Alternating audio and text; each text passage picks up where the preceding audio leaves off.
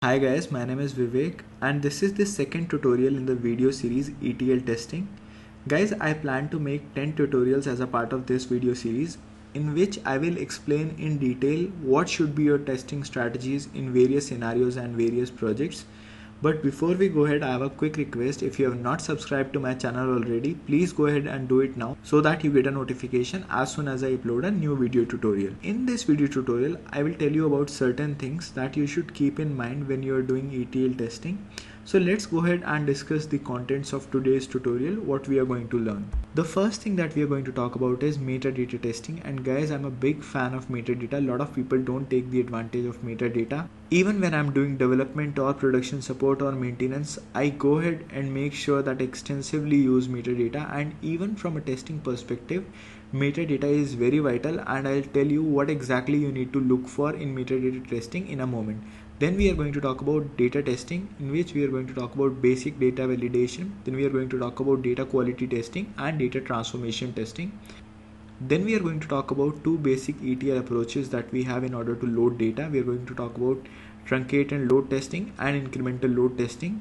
Then we are going to talk about performance testing. What kind of data should be in your UAT environment to make sure that when your code moves to production, you don't face any performance issues. We're going to talk about that kind of stuff. So let's go ahead and quickly discuss metadata testing. Whenever we are talking about metadata testing, we need to take care of four things. The first thing is column data type. So suppose as a part of my new project, the developer has created two tables and has added columns to some tables. Now, whenever this is being done, it's not done directly on the tables. Rather, those columns are first added to your data model. You need to make sure that whatever column data type is mentioned in the data model, the same should be replicated to your physical table as well. And guys, this is a very common mistake. A lot of time what happens is that in your data model, you have specified a column as date, while when the developer created the physical table on the database, instead of choosing date as the data type, he went ahead and chose varchar2, and then resulting in discrepancies. So you need to make sure that the column data type is consistent with the data model. The second thing which is very vital, and again I've seen numerous times this mistake, you need to make sure that the column length of the table is in accordance to the column length of the data model. So a lot of time what happens is that you create a name column and the data model says that its length should be 100, but when the developer created the physical table, instead of having the length as 100 for the particular column, it chose 80. And a lot of time there is another mistake that happens. Even though the length of the column for my final table is 100, during the part of my ETL process, there are certain intermediate tables that have been created. In one of those tables, instead of choosing 100 as the column length for this particular column, the developer went ahead and created 60. So when the data is finally populated to my final table, you are getting less or truncated data. When you are doing testing, make sure that you at least have a test case for this particular column, that you specify a string that is of 100 length. And in case if in your target you see is that the values have been truncated, that means intermittently some of the table or ETL process has length less than 100, you can go ahead and raise a defect and ask the developer to fix it. The third thing is column constraints. So if your data model says that a particular column should be not null, or it should have a check constraint on it, and that's not replicated on your physical data model, you should go ahead and raise a defect. And guys, this is very common. A lot of time what happens is that there is a not null clause defined on a particular column, but when developer is creating the physical table, he's going to miss that. Or I've seen this in few cases where on the gender column, we have explicitly specified that the length should be 1. It can have only two values, male and female, that should be M and F. But when developer created the table, instead of having length as 1, it had length as 10, and it can accept values such as M, F, male, female. That should not be the case. Your column constraint should be in sync with your data model. And then again, the naming standards. For some weird reasons I have seen is that a lot of time, instead of specifying the complete column name, developers actually choose a subset of the name, which actually gets very nagging and it's difficult to comprehend once the table is in production. You have to run around to people to actually understand what this column means and what's the purpose of this column and that kind of stuff. So whenever we talk about metadata testing, you need to make sure that the column data types are in sync with the data model. The length of column is as specified in the data model. All the constraints that are part of the physical table are present in the data model, and the naming standards of the physical table adheres to what has been specified in the data model. Now let's go ahead and understand data testing. So whenever we are talking about any ETL project, the first thing that you should validate is counts between environments. So we are taking data from our source system and pushing it to our target system. Suppose I have 100 rows in my source table and I'm dumping the entire data in my target table. So my target table should also have 100 rows, none less, none more. A lot of time what happens is that in my target table, I should ideally have a truncate and load approach. That means I should truncate the table and reload it every time my job is run. But the developers don't configure that. As a part of next run, I got 105 rows from my source table, which should be reflected in my target table as well. That does not happen. Instead of having 105 rows, now I have 205 rows. This is a very straightforward case where we are dumping the entire data from source table to our target table. It usually happens when we dump the data from our source system to our staging area, and it should have the same number of rows. Let's talk about a slightly complex requirement where we are trying to generate an aggregated table. So I have 10,000 rows in my source system or ODS that belongs to 40 locations. I have to load the data corresponding to these 40 locations to my data warehouse or to my data mart, and I want the aggregated value. So I need to make sure that in my target table I should only have 40 rows and not 10,000 rows, and I should have aggregated data corresponding to those values. So the requirement should be clear beforehand. It's not that if I have 10,000 rows in my source system, the target system should have same number of rows. What exactly is expected as a part of this particular business requirement, that should be clear to the tester, and based on that he should infer that since we have 40 locations in my source table, I should have 40 rows in my target table. You should do that kind of count validation. Now the second thing I like to do is I like to actually do descriptive statistics on my source table and my target table. So imagine if I have huge source file and huge target tables. In that case, I cannot go ahead and do complete data testing. What I like to do in that case, I try to identify the minimum, maximum, average values on all columns, and I try to see whether it matches between my source system and my target system. Though this strategy is not completely foolproof, but as long as these values matches, at least I get a basic comfort that my counts are matching and these values are matching. So there is a good chance that my data is close to perfect, if not perfect. Another thing what I like to do is I like to take a count of null values in both my source system and my target system. If those values match, that means the number of nulls that are in my source system are the same number of nulls in my target system as well, giving me another confidence level. Okay, especially when we are talking about warehouse environments, there is a possibility that we have huge amount of data. In that case, you have two options. Either you go ahead and compare your data row by row, or what you can do is you can write aggregated queries. For example, I actually inferred from my source system that the revenue generated from my organization for today is $100,000. If I go ahead and run the same query or similar type of query on my data warehouse to identify the revenue generated by my organization for today, it should be $100,000. If there is a mismatch, that means somewhere when I was loading the data from my source system to my target system, I messed up. There was an issue with my ETL process and I'm getting incorrect results. And guys, especially in systems where you have billions of rows, it's almost impossible to compare row by row. So it makes sense that you write certain aggregated queries and you establish a threshold that if there is a 0.1 or 1% difference between my source system and my target system, I'm going to accept it. And guys, at this point of time, I want to say one important thing. There are only two kinds of data in this world: wrong data and slightly wrong data. So you're never going to achieve perfection. You have to establish a threshold that, all right, if I have achieved this, that's good enough.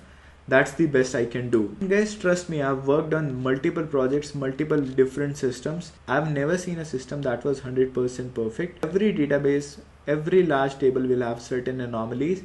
It's just that you accept a certain minimal threshold that, all right, if the anomaly stays below that, I'm good. I'm not going to further try to improve my process, because you always have certain bad days or bad runs that are going to corrupt a minor amount of data. You cannot keep your data 100% in a perfect manner. Now let's talk about data quality testing.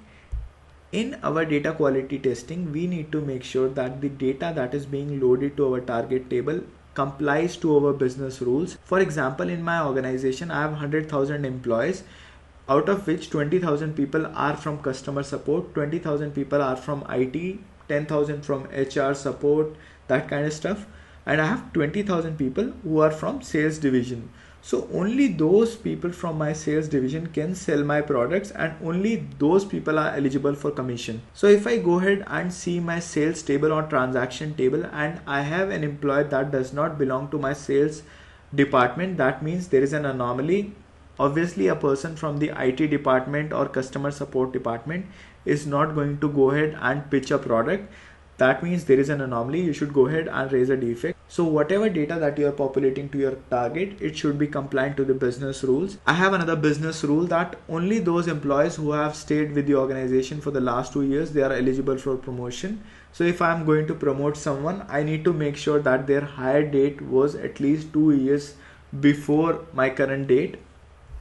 So what I'll do is, if I have a promotion flag, I'm going to go ahead and validate this particular rule for all the employees where the promotion flag value is Y. I'm going to make sure I'm going to do a sys date minus hire date, and if that results in more than 2 years, then only that data is correct. Otherwise there is a problem with my ETL process. The data that is coming is incorrect. So we need to make sure that all those business rules that are written as a part of my requirement document or mapping sheet, they are actually implemented in my code and they are reflected in my target data as well. Then we are going to talk about data integrity checks. So in data warehouse, data mart, ODS, or whenever we talk about data, parent-child relationship is very common. So we need to make sure that our child table should not have any record that is not present on my parent table. A lot of time what will happen is that you don't have explicit referential integrity constraints between your parent and child table, but still logically you should have that relation. So you need to make sure that your child table does not have any record that's not part of your parent table, or your child table does not have any null values. For example, I'm part of a retail organization that sells 5 products, but for some reason for the 5th product, instead of populating its product code, I'm populating null values. So I should not have those kind of values. If I have null values in my child table in my product code, I should go ahead and raise a defect with my development team saying that, you know what, these values are coming as null. They should not be coming as null. They should be coming from the parent table. So you need to make sure that all those data integrity checks that have been specified in your requirement document are actually implemented as a part of your ETL process. And guys, this is actually a very common example. If you're working for a big organization, you will receive files from different systems that are part of the fact table, and your dimensions tables are populated from a different system. Now suppose my name is Vivek and I just joined this organization today and I made 5 sales on the first day itself. Now that particular data was passed as a file to my fact table, but my details were not passed to the employee table or the team table. I will have that issue that though the data is present in my child table, fact table, but the data is not present in my parent, team table and employee table. In that case, I need to make sure that that data is not passed to my fact table as well. Either I refrain from populating that data at the first hand, or I go ahead and delete that data and populate it at a later stage once I have that data as a part of my employee table and team table as well. And guys, I repeat, I've seen this in multiple projects, in multiple process. Lot of time we have certain data or certain keys in our fact table that are not yet present in the dimension tables, and when I go ahead and run aggregated reports joining my fact tables and dimension tables, that particular data is dropped and it gives me ambiguous results. So you need to make sure that those checks are in place correctly. Third thing that we need to check is for data duplicates, and this is another common thing. As I mentioned that you have a truncate and load process, you were supposed to actually truncate the table before loading it again, but you did not set that up correctly, and now you're loading duplicate data on top of that again and again. And imagine if I have my salary table and somebody makes this mistake That means at the month end, everybody is going to get double salary. From an employer perspective, it looks good, but think from the employer perspective as well. He'll have to spend twice the money or thrice the money. So we need to make sure that there are no duplicates in my table. We need to validate that as well. Now let's talk about data transformation testing. As a part of ETL process, we are getting data from multiple source system and we are loading it to either my staging area or my ODS area or my data warehouse or my data mart. So here I have two approaches. The first one is white box approach, in which I go ahead and scan through my code, how the data is flowing, how it's being populated, whether it's actually complying to the business rules that are being specified in my requirement document or the business rules that are part of my mapping sheet. I will go ahead and validate that kind of stuff using my white box approach, or I can use my black box testing approach, in which I won't see the code directly. Rather, I know that this is the kind of results that are expected based on my business requirements. So I will go ahead and run certain queries on my target data and source data and try to validate the results. For example, I mentioned that my organization has made $100,000 based on my source system, which is my universal truth. That should be replicated in my target table as well. I'm going to run similar query on my source system and target system and it should give me similar results. So I can go ahead and do black box testing to actually see that whether my process is working correctly or not. Then we have truncate and load and incremental testing. So guys, whenever we have huge number of rows in my table, it's always advisable that you go ahead and implement incremental testing, because truncate and load can take a lot of time. So, but when you are doing incremental testing, you need to make sure that you are loading only the valid amount of data. You are not loading redundant rows, you are not loading data duplicates. And guys, this is one common mistake that I've seen lot of times when people are doing incremental testing. Though nothing has changed in my source record, they are still going ahead and populating that record in my target table instead of rejecting it, which can actually lead to performance issues, and in some cases it can give you inflated results as well. So you need to make sure whenever you are doing incremental testing that you are loading minimal amount of data. At the same time, you need to make sure that you are not missing any rows. For example, ETL failed for a particular run and the data was not loaded from my source system to my target system. That should not mean that that particular data is lost and will not be loaded as a part of the next run. That data should be loaded as a part of the next run. And guys, this is one thing that I want to repeat. As a tester, always make sure that you ask your developer whether this process is completely restartable or not. For example, if I talk about my ETL process, if the database connection was expired, if the ETL load process failed, if the node went down, let's say I have a batch process that is scheduled by Autosys. If I go ahead and restart that job, will it take care of everything, or do I require any manual intervention? Any manual intervention in case of a failure is a big red flag. It's a poor design issue. In any case, if your process has failed, your job should be configured in a way that if you just restart it, it should take care of the entire thing. So make sure that you ask your developers this question, whether the process is restartable or not.